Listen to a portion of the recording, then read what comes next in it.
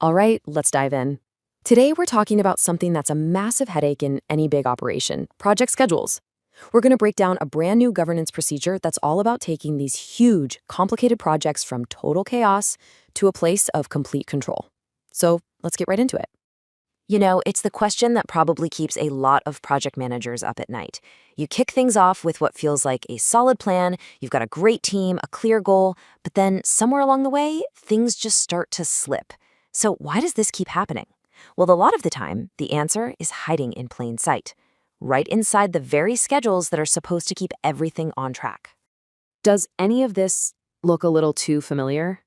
Inaccurate reports, those surprise delays that pop up out of nowhere, budgets just spiraling, these are all just symptoms. They're symptoms of one single fundamental problem. When every team, every contractor, every department is basically working from their own version of the plan, you don't really have a project, you have a mess. Yeah, this slide says it all, doesn't it? The best way to think about it is like building a skyscraper. What if the electricians had one blueprint, the plumbers had another, and the guys pouring the concrete had a third? It would be a complete disaster, right? Well, it's the exact same thing with our project schedules. So what's the fix? It's actually pretty simple in concept. We need everyone working from the same master blueprint, and that's precisely what this new governance procedure is.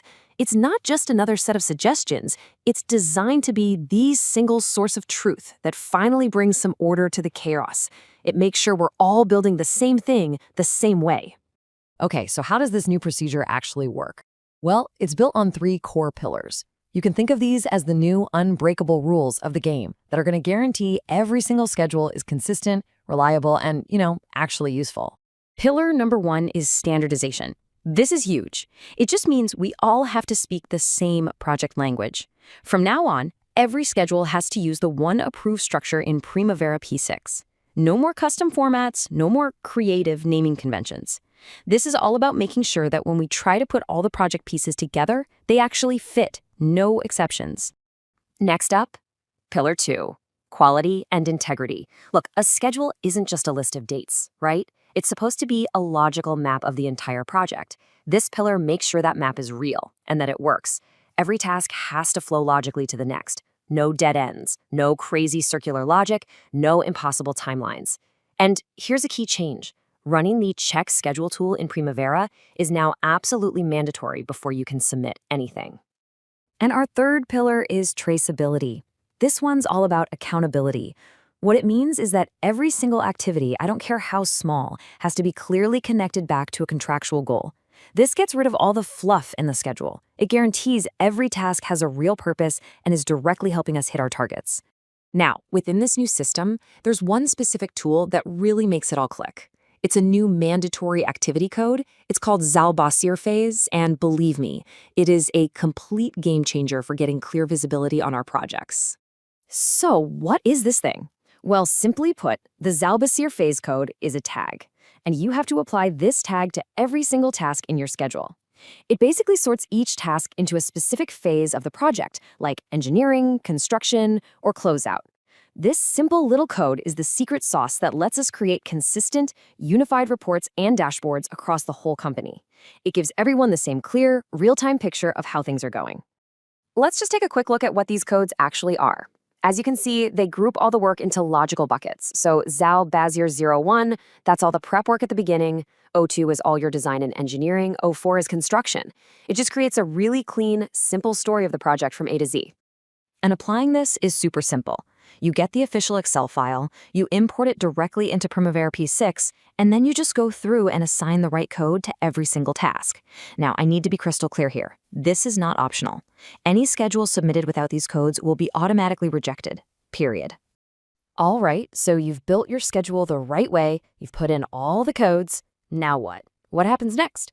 Let's walk through the new, streamlined workflow for getting your schedule reviewed and approved. First things first. Your submission package has to have 3 items. You need the Primavera file itself, of course. You also need that PDF report from the mandatory health check we talked about. And third, you need a schedule narrative. That narrative is so important. It's where you explain the why behind your plan, the logic, the assumptions. It gives reviewers the context they need to really understand what you're proposing.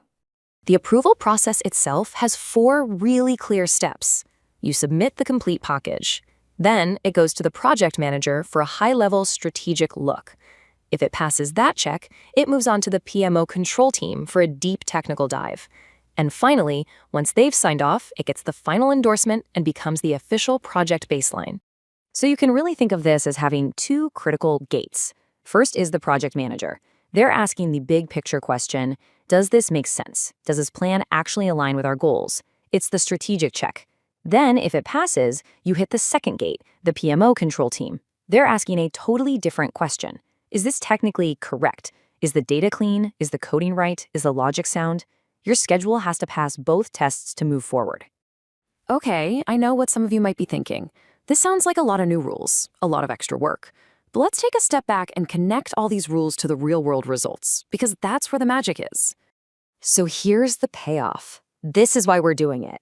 By following these rules, we get truly consistent reporting across every single project. We get seamless integration with our other systems, like Oracle Unifier. We get dashboards that our leaders can actually look at and trust.